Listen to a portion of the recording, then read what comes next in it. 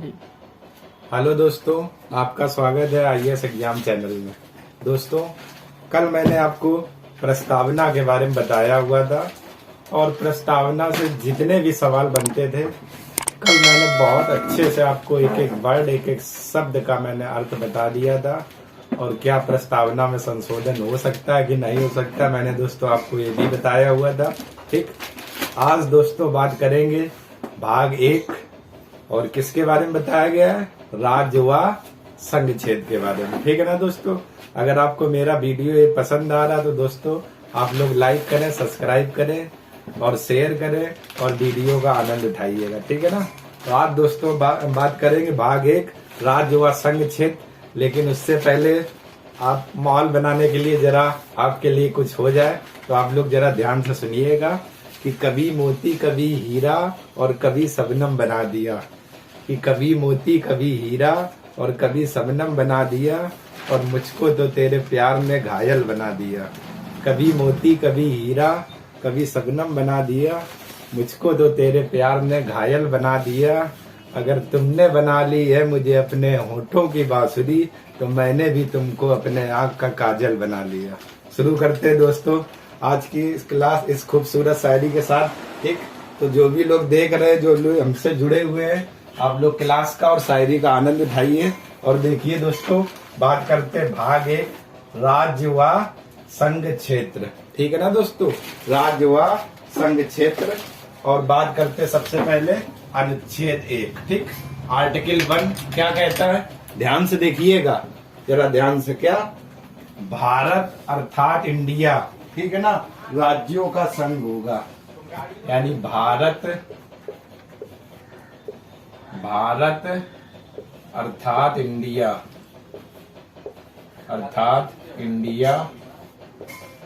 राज्यों का संघ होगा, राज्यों का संघ होगा। ठीक, ये बात किसमें कही गई दोस्तों, अनुच्छेद 1 में भारत अर्थात इंडिया राज्यों का संघ होगा। ठीक है ना, यानी इस बारे में बताया गया भारत अर्थात इंडिया ये राज्यों के संघ है। ठीक है ना, राज्य, और राज्य में आपके राज्य भी आ जाएंगे, केंद्र शासित प्रदेश भी आ जाएंगे, अर्जित क्षेत्र भी आ जाएंगे, अर्थात जो परिभाषा में मिलती है आर्टिकल 1 के तहत, ठीक, वो क्या मिलती है, भारत और इंडिया। ठीक है ना, यानी जो संविधान में हमें भारत की जो नाम मिलते हैं, क्या, भारत इंडिया, भारत अर्थात इंडिया राज्यों का संघ है। ठीक है ना, यही तो मतलब हुआ ना इसका। अब इसमें क्या क्या आते हैं जरा इस आर्टिकल 1 में बात करें। पहले तो क्या आएंगे, आपके राज्यों के क्षेत्र आ जाएंगे, राज्यों के क्षेत्र। ठीक है ना दोस्तों, राज्यों के क्या क्षेत्र आ जाएंगे इसमें, किसमें, आर्टिकल 1 में। इसके बाद दोस्तों कुछ आपके अर्जित क्षेत्र भी आ जाएंगे, अर्जित क्षेत्र। ठीक है ना, क्षेत्र, अर्जित क्षेत्र, और आपके संघ शासित क्षेत्र भी आ जाएंगे, संघ शासित क्षेत्र, संघ शासित क्षेत्र। ठीक है ना, और ये जो आर्टिकल की बात की गई किसमें दोस्तों बात की गई है, आर्टिकल 1 में भारत अर्थात इंडिया राज्यों का संघ है। और इसमें बताया गया क्या क्या, राज्यों के क्षेत्र, ठीक है ना, अर्जित क्षेत्र, संघ शासित क्षेत्र। ठीक, राज्यों के क्षेत्र से मतलब, ठीक, इसका राज्यों के क्षेत्र से मतलब क्या हुआ, वर्तमान में अगर स्थिति की बात करें तो आपके यहाँ वर्तमान में दोस्तों बात करें, ठीक है ना, वर्तमान में अगर दोस्तों आपके यहाँ बात करें तो आपके यहाँ कितने राज्य है, 28 राज्य है। ठीक है ना, वर्तमान में यही तो स्थिति है, आपके यहाँ कितने राज्यों के क्षेत्र से मतलब वर्तमान में आपके यहाँ 28 राज्य है। और जो भी ये राज्य, इन पर जो नियंत्रण होगा किसका होगा, राज्य सरकार का। और जो भी के नियम कानून बनेंगे कौन बनाएगी, विधानमंडल या राज्य की सरकार। ठीक है ना, और प्रेजेंट टाइम में जो आपके कितने राज्य है, 28 राज्य आपके यहाँ पर है। ठीक, राज्यों के क्षेत्र के बारे में बताया गया हुआ है, यानी कि 28 राज्य आपके बारे में। ठीक, वर्तमान में दोस्तों आपके कितने, 28 राज्य हैं और इन पर जो नियंत्रण रहता है किसका, राज्य सरकार या विधानमंडल का, और यही आपके लिए जिम्मेदार। ठीक, अर्जित क्षेत्र दोस्तों बात करें, अर्जित क्षेत्र का मतलब होता है जीते हुए क्षेत्र, जीते हुए क्षेत्र, ठीक है ना। जैसे जीते हुए क्षेत्र का मतलब जैसे हमारी जो प्रिय भारतीय सेना बहुत अच्छे से, ठीक है ना, पाकिस्तान पे कब्जा कर ले या कहीं पर भी कब्जा कर ले, उनका क्षेत्र जीत ले, ठीक है ना, ऐसे क्षेत्रों को क्या बोला जाता है, अर्जित क्षेत्र। और अर्जित क्षेत्र को ही क्या, जीते हुए क्षेत्र बोला जाता है। अपनी सेना किसी क्षेत्र को जीत कर उस पर कब्जा कर ले और अपने में मिला ले, ऐसे क्षेत्रों को क्या बोला जाता है, अर्जित क्षेत्र। यानी राज्य के क्षेत्र हो गए, वर्तमान में आपके 28 राज्य हैं, और अर्जित क्षेत्र हो गए। और संघ शासित की बात करें तो वर्तमान में आपका कितने संघ शासित प्रदेश है, 8 प्रदेश है। ठीक, पहले दोस्तों 9 हुआ करते थे 31 अक्टूबर 2019 तक। ठीक, इसके बाद जो दादरा नगर हवेली और दमन दीप है, इन दोनों को एक में मिलाकर कर दिया गया है। तो अब वर्तमान में केंद्र शासित प्रदेश कितने हैं, 8। संघ शासित प्रदेश का मतलब जिन पर पूर्ण नियंत्रण किसका रहे, केंद्र का रहे, उन्हीं को क्या बोला जाता है, केंद्र शासित प्रदेश। जिन पर पूर्ण नियंत्रण किनका रहे, केंद्र का रहे, इन्हीं को क्या बोला जाता है, केंद्र शासित प्रदेश। ठीक है ना, पूर्ण नियंत्रण केंद्र पर रहे, और केंद्र ही सब कुछ इस पर जो भी करेगी, कानून बनाएगी, शक्ति देगी, जो भी, यानी पूरा का पूरा नियंत्रण किसमें, केंद्र पर, उन्हीं को क्या बोला जाता है, संघ शासित क्षेत्र। और वर्तमान में आपके कितने, 8। वर्तमान में स्थिति बात करें तो वर्तमान में 28 राज्य और 8 संघ शासित प्रदेश या केंद्र शासित आपके प्रदेश है दोस्तों। ठीक है ना, वर्तमान में आपके कितने, 8। ठीक, जैसे आपको जब मैंने शुरुआत में संविधान पढ़ाया था तो वहां पर एक वर्ड आया था कमिश्नरी क्षेत्र। मैंने आपको 4 प्रांत बताए हुए थे, उन्हीं कमिश्नरी का मतलब यही होता है संघ शासित क्षेत्र या केंद्र शासित प्रदेश। और वर्तमान में इनकी संख्या कितनी है, 8। इतनी जो ये आप रामायण देख रहे हो, ये किस आर्टिकल में बात कही गई है, आर्टिकल 1 में। क्या, भारत अर्थात इंडिया राज्यों का संघ होगा, और इसमें राज्यों के क्षेत्र आ जाएंगे, अर्जित क्षेत्र आ जाएंगे, केंद्र शासित प्रदेश आ जाएंगे, संघ शासित क्षेत्र आ जाएंगे। ठीक है ना, इनके बारे में बात की गई। और वर्तमान में आपके कितने राज्य, 8 राज्य। ठीक है ना, ये स्थिति आपकी किसकी, आर्टिकल 1 की। ठीक है दोस्तों, इतनी बात कहेगी। ठीक, इसके बाद दोस्तों बात करते हैं अनुच्छेद 2। इसमें क्या कहा गया है, अनुच्छेद 2।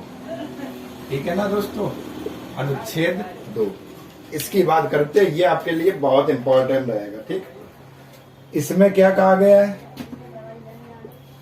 नए राज्यों की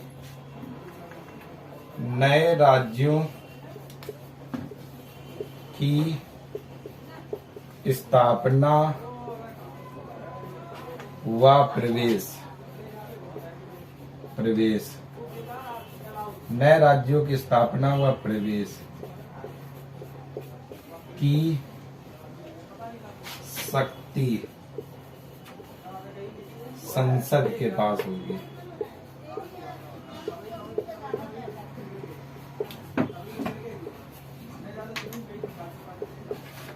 ठीक है ना, जैसे जो नए राज्यों की स्थापना और प्रवेश के बारे में संसद कानून बनाकर नए राज्य की स्थापना और प्रवेश कर सकता है। ठीक, नए राज्य का मतलब ये हुआ कि ऐसे राज्य जो अपने भारत में नहीं शामिल है। ठीक है ना, नए राज्य, मैंने कहीं से कुछ उठाया, ठीक है ना, वहां से ले लिया और अपने में मिला लिया, तो नए राज्यों की स्थापना हो गई और प्रदेश हो गया। ठीक, और ये शक्ति किसके हाथ में होती है, संसद के पास में होती है। ठीक है ना, यानी संसद विधि बनाकर नए राज्यों की स्थापना और प्रवेश करती है, और ये शक्ति किसके पास होती है, संसद के पास में होती है।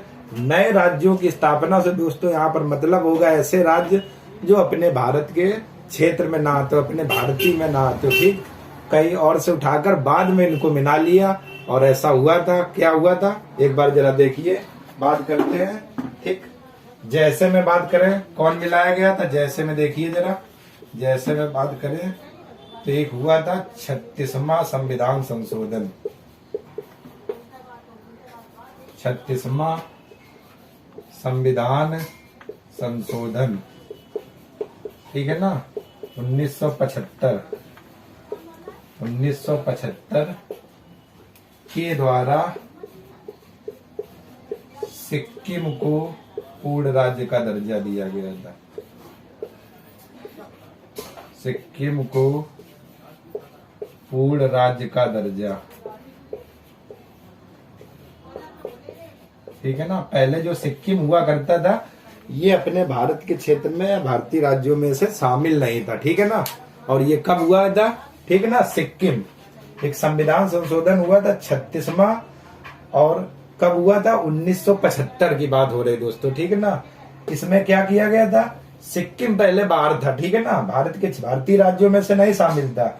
इस कारण सिक्किम को 36वां संविधान संशोधन 1975 के द्वारा सिक्किम को पूर्ण राज्य का दर्जा दिया गया था। यानी किसमें मिलाया गया था, अपने क्षेत्रों में, अपने राज्यों में, ठीक है ना, या भारतीय राज्यों में मिलाया गया था। और ये जब पूर्ण राज्य बना था तो सिक्किम उस समय कौन सा 22वां आपका पूर्ण राज्य ही बना था, ठीक है ना, 22वां था, ठीक।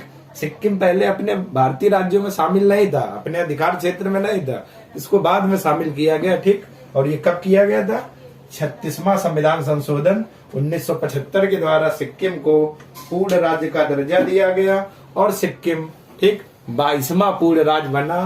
तो यहाँ से देखिएगा दोस्तों, एग्जाम में सवाल पूछा जाता है, नए राज्यों की स्थापना व प्रवेश की शक्ति किसके पास होती है, तो किसके पास होगी, संसद के पास।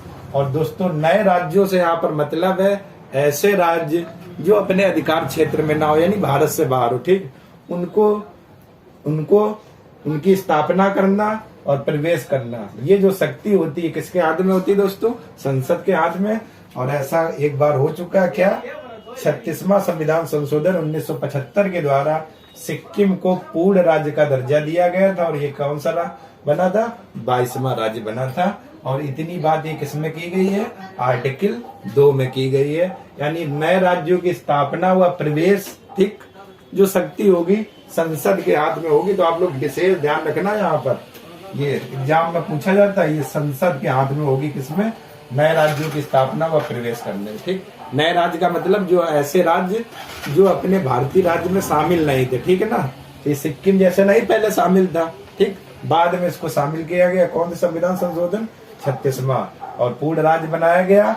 वैसे तो 35वें संविधान संशोधन 1975 के द्वारा क्या किया गया था, 74 के द्वारा इसे एक जोड़ा गया था टू का की श्रेणी में, बाद में उसको निरस्त करके एक संविधान संशोधन हुआ 36वां संविधान संशोधन 1975 के द्वारा सिक्किम को पूर्ण राज्य का दर्जा दिया गया और भारत का कौन सा 22वां राज्य बना, ठीक है ना। तो आपको ध्यान क्या रखना है कि नए राज्यों की स्थापना हुआ प्रवेश, ठीक है ना, ये जो शक्ति होगी वो किसके पास होगी, संसद के हाथ में होगी, ठीक है ना, ये ध्यान रखना है। तो आर्टिकल 1 एक बार जरा देख लीजिए। आर्टिकल 1 क्या कहता है, भारत अर्थात इंडिया राज्यों का संघ है। और इसमें 3 चीजों के बारे में बताया गया, राज्यों के क्षेत्र, अर्जित क्षेत्र और संघ शासित क्षेत्र, ठीक। राज्यों के क्षेत्र में यानी वर्तमान में 28 राज्य, जो भी राज्य इन पर नियंत्रण आपका राज्य सरकार का होगा। अर्जित क्षेत्र का मतलब जीते हुए क्षेत्र होते हैं, ठीक है ना दोस्तों। संघ शासित का मतलब 8 राज्य, आपके यहाँ वर्तमान में 8 केंद्र शासित प्रदेश है। संघ शासित का मतलब जिन पर पूर्ण नियंत्रण केंद्र का हो उसे संघ शासित प्रदेश कहते हैं, ठीक। तो एक बार जरा आप लोग स्क्रीनशॉट ले लीजिए, इसके बाद आगे बात करते हैं। स्क्रीनशॉट ले लीजिए आप लोग, एक बार स्क्रीनशॉट ले लीजिए, इसके बाद आगे बात करते हैं, ठीक है दोस्तों। अब आगे बात करते हैं, जरा देखिए अनुच्छेद 3 बहुत एग्जाम में पूछा जाता है, आपके लिए मोस्ट इम्पोर्टेंट रहेगा, बहुत आता है दोस्तों, ठीक है ना। आर्टिकल 3 क्या क्या इसमें बात की गई, ध्यान से देखिएगा। नए राज्यों का निर्माण, नए राज्यों का निर्माण अर्थात पुनर्गठन करना, पुनर्गठन करना,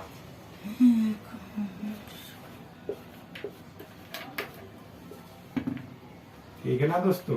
अब दोस्तों देखिए, अभी जब मैंने आपको आर्टिकल 2 पढ़ाया था, ठीक है ना, तो उसमें भी नए राज्य थे, नए राज्यों की स्थापना तथा निर्माण, ठीक। और यहाँ पर भी वर्डिंग आया नए राज्यों का निर्माण अथवा पुनर्गठन करना, ठीक, पुनर्गठन करना, नए राज्यों का निर्माण अथवा पुनर्गठन। इस 3 का मतलब क्या है? राज्य पुनर्गठन का मतलब ये राज्य भारत में है और इन्हीं को, जैसे मैंने वो बड़ा है, जैसे बिहार बड़ा है या उत्तर प्रदेश बड़ा है, उसका कुछ हिस्सा लेकर इसमें मिला दिया, ठीक है ना, एक और या कुछ हिस्सा पार्ट हटाकर फिर एक नया मिला दिया, ठीक है ना, तो पुनर्गठन हो गया। यानी ऐसे राज्य जो भारत में अपने यहाँ है, ठीक है ना, उन्हीं में से निकाल के कोई भी हिस्सा बना देते हैं या किसी को बढ़ा देते हैं या किसी को घटा देते हैं, ठीक है ना। तो ये आर्टिकल जो बात करता है, ठीक, ये कौन सी आर्टिकल बात करता है? आर्टिकल 3। 2 में था वे राज्य जो भारतीय राज्य में शामिल नहीं थे, और 3 का मतलब नए राज्यों के निर्माण अपने यहाँ शामिल है, जैसे उत्तर प्रदेश बहुत बड़ा है या उत्तराखंड है, ठीक है ना, ये तो खैर राज्य हो गए। ठीक, बात करते इसी में से कोई हम एक छोटा सा पार्ट निकाल के अलग कर दे, ठीक है ना, या कोई भी बिखरे पड़े हुए हैं छोटे छोटे राज्य, उनको मिला को मेक कर दे, तो क्या हो जाएगा? पुनर्गठन। ठीक, और ये जो शक्ति होती है ये सभी किसके पास होती है? संसद के पास में। ठीक, तो पहला इसमें बात ये कही गई नए राज्यों का निर्माण अथवा पुनर्गठन करना। दूसरी बात की गई क्या इसी में आर्टिकल 3 में? सीमा में परिवर्तन। सीमा में परिवर्तन यानी उन राज्यों की सीमा में परिवर्तन भी कर सकते कौन? संसद। ठीक है ना, उन राज्यों की सीमा में भी परिवर्तन हो जाएगा और कौन करेगा? संसद। और ये बात किस आर्टिकल में कही गई? आर्टिकल 3 में कही गई। ठीक है ना। अगला बात आर्टिकल 3 में क्या कहा गया है? नाम में परिवर्तन। नाम में परिवर्तन। ठीक है ना दोस्तों, नाम में परिवर्तन। ठीक है ना, यानी कि जो भी राज्य उनके नाम में भी परिवर्तन ठीक हो जाएगा। किस आर्टिकल के तहत? आर्टिकल 3 में ये बात कही गई। ठीक है ना, उनके नाम में परिवर्तन। ठीक, अगला क्या? राज्यों के क्षेत्र में वृद्धि। राज्यों के क्षेत्र में वृद्धि।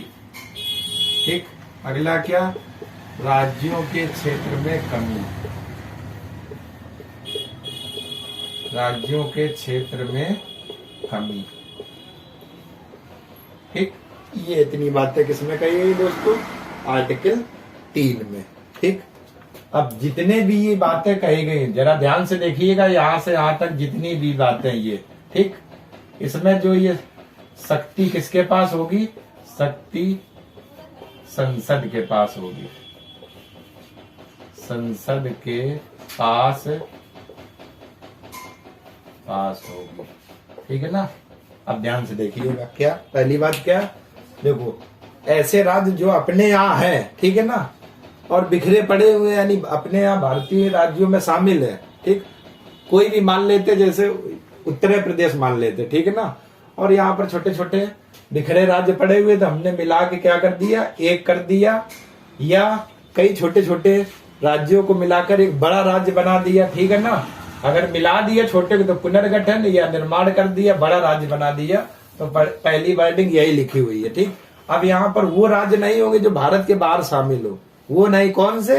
जो अपने यहाँ शामिल हो, उन्हीं का हम पुनर्गठन करें या निर्माण करें या घटाएं या बढ़ाएं। ठीक, ये शक्ति किसके हाथ में होती है? संसद के पास होगी। ठीक है ना, यानी जो शक्ति। तीसरी बात, उन राज्यों के सीमा में परिवर्तन। ठीक, सीमाओं में परिवर्तन किया जाता है किसके द्वारा? संसद। और संसद के पास में शक्ति होती है कि वो राज्यों की सीमा में परिवर्तन कर सकता है। ठीक, तीसरी बात, अगर कोई राज्य है तो उनके नाम में भी परिवर्तन कर सकता है अगली बात में। ठीक है ना, तो नाम में भी परिवर्तन करने की शक्ति किसके हाथ में होती है? संसद के हाथ में, कोई भी राज्य। ठीक, अगला, राज्यों के क्षेत्र में वृद्धि। ठीक, अब वृद्धि का दोस्तों क्या मतलब हुआ?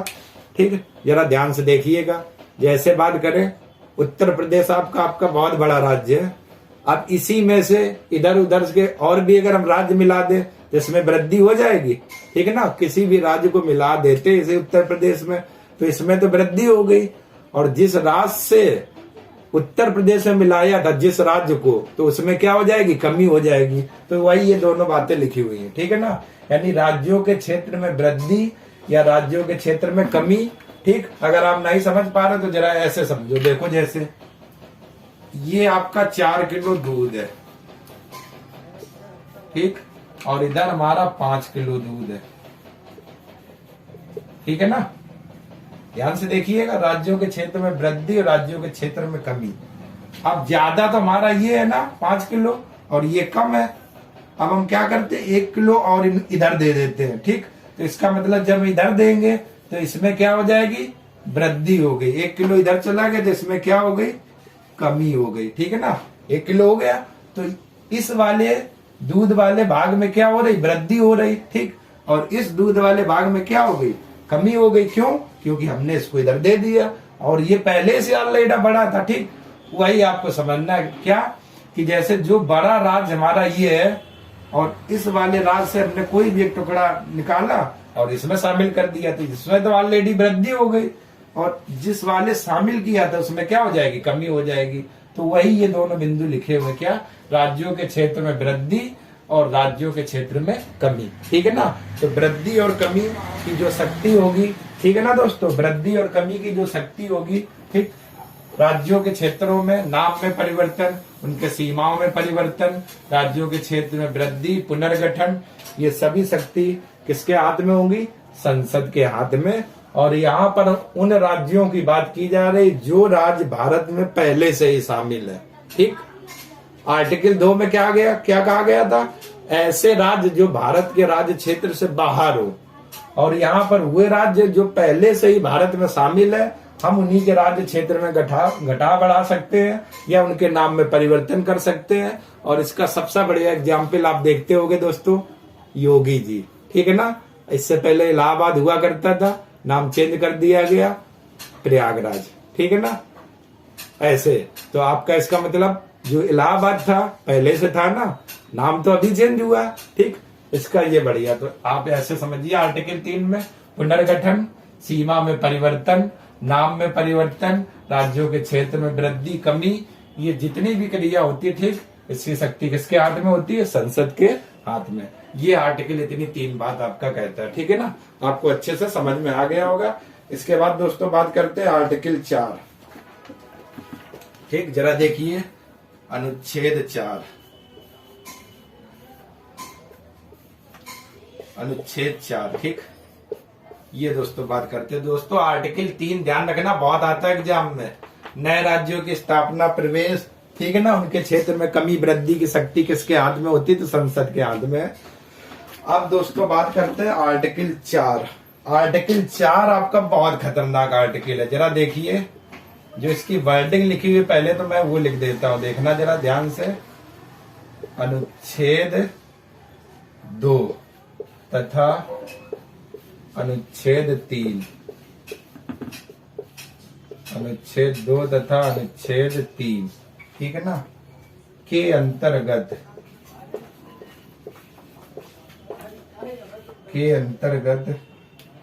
बनाई गई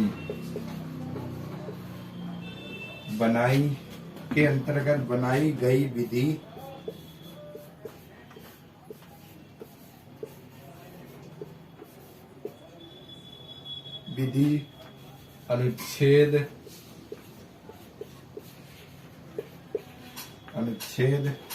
368 के प्रयोजनों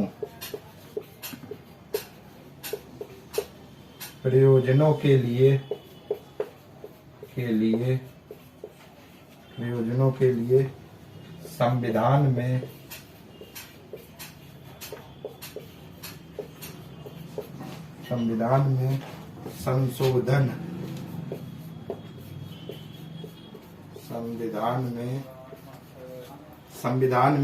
संशोधन करने वाली, ठीक है ना दोस्तों, संविधान में संशोधन करने वाली विधि नहीं समझी जाएगी।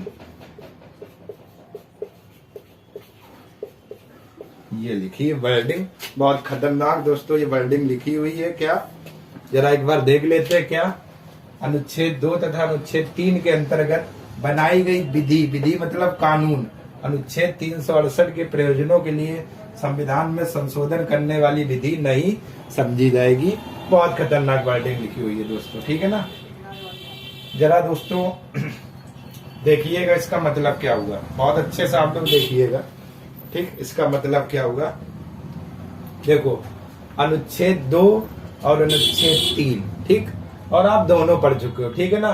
अनुच्छेद 2 में भी क्या था, नए राज्यों की स्थापना तथा प्रवेश, और इसमें कानून कौन बनाता था, संसद, ठीक। और अनुच्छेद 3, ठीक, सीमा में परिवर्तन, नाम में परिवर्तन, क्षेत्र में वृद्धि कमी, और इस पर भी कानून बनाकर ये कौन काम करता था, संसद, या संसद के पास इसकी शक्ति है, ठीक। अब आर्टिकल 4 ध्यान से देखिएगा क्या कहता है कि जो कानून अनुच्छेद 2 अनुच्छेद 3 में बनाए गए हैं, ठीक है ना। अब जो संविधान संशोधन की प्रक्रिया है आपको मालूम है किसमें होती है, 368 में लगती है, ठीक है ना। आर्टिकल 368 के तहत संविधान में संशोधन किया जाता है, लेकिन आर्टिकल 4 क्या कहता है, ठीक है ना, जो संविधान संशोधन की प्रक्रिया है वो आर्टिकल 368 के तहत की जाती है, ठीक है ना। लेकिन आर्टिकल 4 ये कहता है जो अनुच्छेद 2 और 3 है इनमें जो विधि बनाई जाएगी, ठीक है ना, वो संविधान संशोधन की प्रक्रिया नहीं होगी, होगा तो संविधान संशोधन, लेकिन आर्टिकल 368 में संविधान संशोधन की जो प्रक्रिया होती ये उस पर लागू नहीं होगी, ठीक।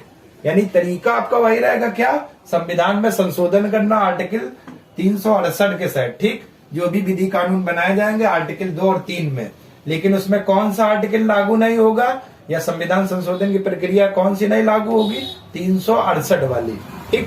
मतलब क्या हुआ, जैसे हमने किसी नाम में, किसी राज्य के नाम में परिवर्तन कर दिया, नाम में, ठीक है ना, परिवर्तन हमने कर दिया किसी राज्य के नाम में, ठीक।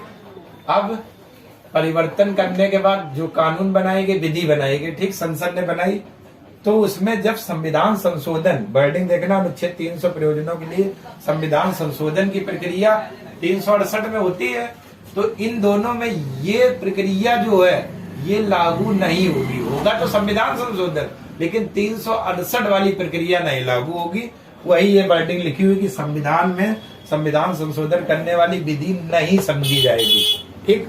बहुत अच्छे से देखिए, संविधान में जब संशोधन किया जाता है तो आर्टिकल 368 के तहत किया जाता है, लेकिन अनुच्छेद 2 और 3 में ये जो संशोधन होगा तो आपका संशोधन, लेकिन जो अनुच्छेद 368 है ये लागू नहीं होगा, ठीक है ना।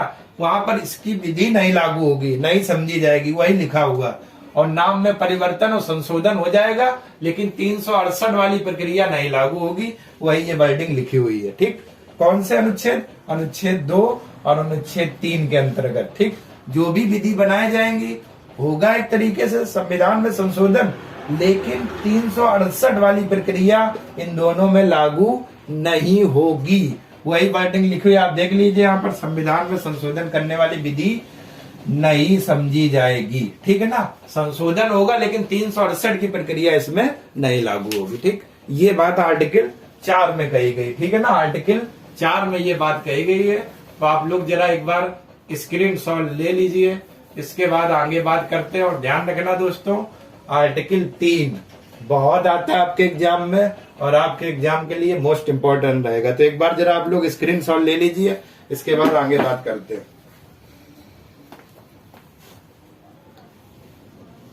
स्क्रीनशॉट ले लीजिए आप लोग दोस्तों। अब आप लोग देखिएगा भाग 2, और किसके बारे में बात करेंगे, नागरिकता, ठीक। आपने एक भाग देख लिया, संघ व राज्य क्षेत्र, और अब भाग 2 की बात करते हैं, और किसके बारे में दोस्तों बताया गया है, नागरिकता के बारे में। दोस्तों एक जरूरी सूचना, आप लोग कमेंट नहीं करते हो, ठीक है ना, आप लोग कमेंट करिए, जो भी कुछ पूछना आप लोग पूछिए, ठीक है ना। जो भी आप, अगर कोई भी चीज आप लोग पढ़ते हो किताब में भी या नेट पर भी नहीं समझ में आती है तो आप लोग कमेंट करिए प्लीज, ठीक है ना।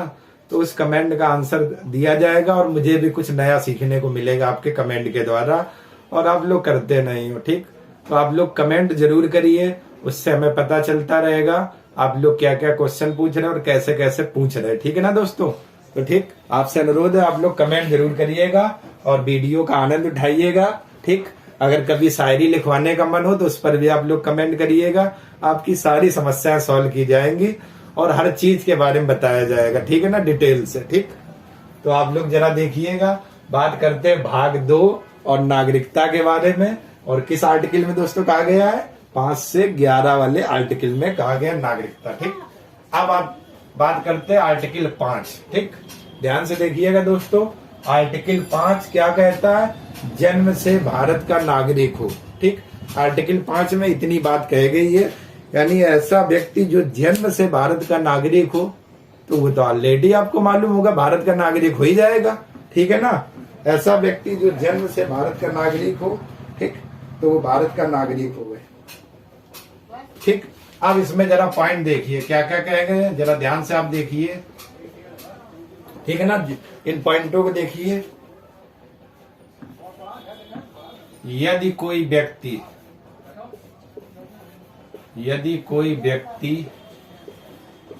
भारत में जन्मा है,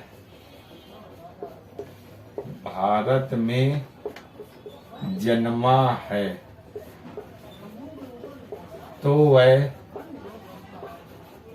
भारत का नागरिक होगा।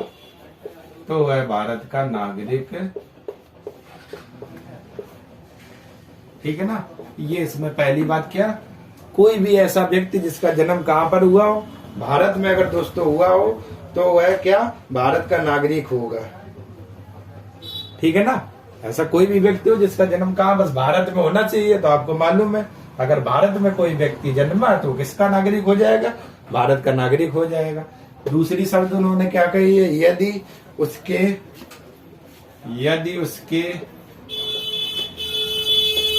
उसके माता पिता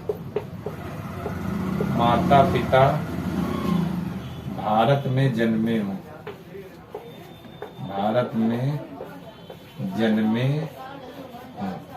ठीक है ना दोस्तों। अगर उनके माता पिता का जन्म भारत में हुआ हो तो वह व्यक्ति भारत का नागरिक हो जाएगा। और ये बात किस आर्टिकल में कही गई? आर्टिकल 5 में। पहला पॉइंट क्या था? यदि कोई व्यक्ति जिसका जन्म भारत में, ठीक, यदि कोई व्यक्ति भारत में जन्मा हो तो वह भारत का नागरिक होगा। दूसरी कंडीशन क्या है? यदि उसके माता पिता भारत में जन्मे हो तो कौन? भारत का नागरिक होगा। ठीक, तीसरी कंडीशन क्या है? उसके माता पिता में कोई एक भारत में जन्मा हो,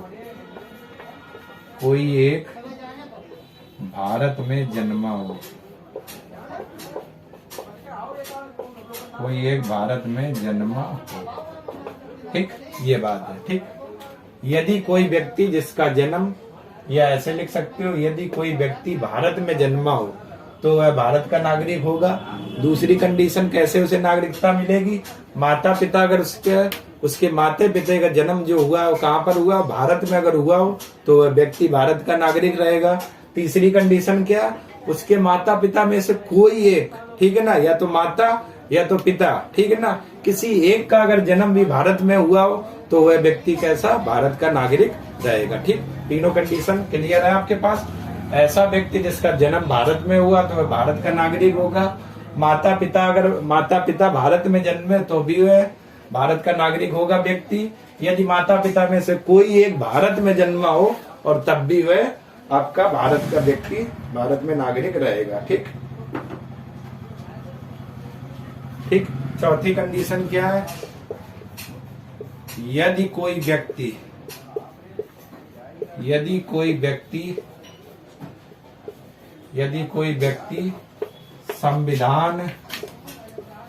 संविधान लागू होने से पूर्व, ठीक है ना। और ये बात दोस्तों कब की जा रही? 26 जनवरी, ठीक है ना, 26 जनवरी 1950,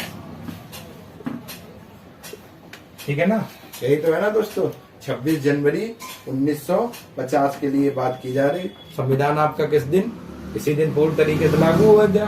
ठीक, 26 नवंबर 1949 को बनकर तैयार हुआ था और पूर्णतः आपका 26 जनवरी 1950। ठीक, यदि कोई व्यक्ति संविधान लागू होने से पूर्व 5 वर्षों तक लगातार भारत में है, लगातार, ठीक है ना दोस्तों, लगातार लागू होने से पूर्व लगातार 5 वर्षों तक लगातार भारत में रहा हो तो वह भारत का नागरिक होगा, तो वह भारत का नागरिक होगा, भारत का नागरिक होगा। ठीक है ना, ये इस आर्टिकल 5 में बात कही गई है। क्या कही गई है, जरा ध्यान से देखिएगा। ठीक, एक बार देख लीजिए जरा बहुत अच्छे से। ठीक, क्या क्या बात कही गई है। जन्म से भारत का नागरिक, जन्म से मतलब क्या हुआ, यदि ऐसा व्यक्ति जिसका जन्म दोस्तों कहां पर हुआ हो, भारत में हुआ हो। ठीक, वो अलग बात है कि इस बार भारत दोस्तों T20 वर्ल्ड कप से बाहर हो गया और मजा भी नहीं आया और आप लोगों को भी नहीं आया होगा। ठीक, ठीक है ना, और हमें भी अच्छा नहीं लगा। ठीक, आज बाहर हो गया तो क्या बात है, कभी ना कभी जीतेगा भी। ठीक दोस्तों, जरा यहाँ पर देखते हैं, ऐसा व्यक्ति जिसका जन्म भारत में हुआ हो तो वह भारत का नागरिक होगा, पहला पॉइंट। ठीक, दूसरे में इन्होंने कहा यदि माता पिता भारत में जन्मे हो, ठीक है ना, तो वह व्यक्ति भारत का नागरिक होगा। तीसरे में इन्होंने क्या कहा दोस्तों, माता या पिता में से किसी एक का जन्म भारत में हुआ हो तो भी वह व्यक्ति भारत का नागरिक होगा। और चौथी इन्होंने शर्त क्या रखी है, अगर कोई व्यक्ति संविधान लागू होने से पूर्व, ठीक है ना, पिछले 5 वर्षों तक, ठीक है ना, भारत में अगर रह रहा है तो भी वह भारत का नागरिक होगा। और ये सारी बातें किस आर्टिकल में कही गई है, आर्टिकल 5 में इतनी बातें कही गई। ठीक है ना, आर्टिकल 5 में दोस्तों ये इतनी बातें कही गई है। ठीक, अगर आपको अभी भी कोई दिक्कत हो, ठीक है ना, आर्टिकल 5 को समझने में, तो आप लोग एक बार जरा कमेंट करिए, तो मैं आपकी इस समस्या का समाधान करने के लिए कोशिश करूंगा। ठीक है ना दोस्तों। ठीक, ये जितने भी आप लोगों ने ये पढ़े हुए हैं, ठीक, अगर कोई भी समस्या आती है दोस्तों, एक चीज और बता देते हैं, देखो कभी कभार होता क्या है दोस्तों, बहुत अच्छे से आप लोग सभी लोग समझदार हो, कभी कभार क्या होता है, जैसे मैं पढ़ा रहा हूँ, बाई चांस कभी कभार नहीं ध्यान रहता, कुछ गलत या कोई पॉइंट इधर का उधर, या कोई भी हिंदी शुद्ध ना लिख पाए, ठीक है ना, तो अगर ऐसा कभी भी होता है, अगर आप लोग वीडियो मेरा देख रहे हो तो नीचे प्लीज आप लोग कमेंट कर दिया करो, अगर मैं एक बार देख लूंगा, चेक कर लूंगा, अगर ऐसी कोई भी मिस्टेक होती है तो आपको सही कराई जाएगी। ठीक है ना, इसमें ऐसी कोई दिक्कत नहीं, हो जाता कभी कभार नहीं ध्यान रहता, वही चला जाए। ठीक है ना दोस्तों, तो एक बार जरा इतने का आप लोग अच्छे से समझ गए होंगे और इतने का जरा स्क्रीनशॉट आप लोग ले लीजिए। ठीक है ना दोस्तों, एक बार जरा इतने का स्क्रीनशॉट ले लीजिए, एक बार जरा, ठीक है ना दोस्तों, इतने का स्क्रीनशॉट ले लीजिए। ठीक दोस्तों, आज की क्लास यहीं तक रखते हैं दोस्तों, कल इसी के आगे बात करेंगे। ठीक है ना दोस्तों, अगर आपको ये वीडियो, ठीक है ना, और पॉलिटी बहुत अच्छे से वास्तव में समझ में आ रहा है तो आप लोग लाइक करें और सब्सक्राइब करें, शेयर करें, और कल जब मैं शुरुआत करूंगा तो इससे भी बेहतरीन एक शायरी होगी और एक आपके लिए गाना होगा रोमांटिक सा, और उसी गाने और शायरी के साथ आपकी शुरुआत होगी। तब तक के लिए आपका धन्यवाद।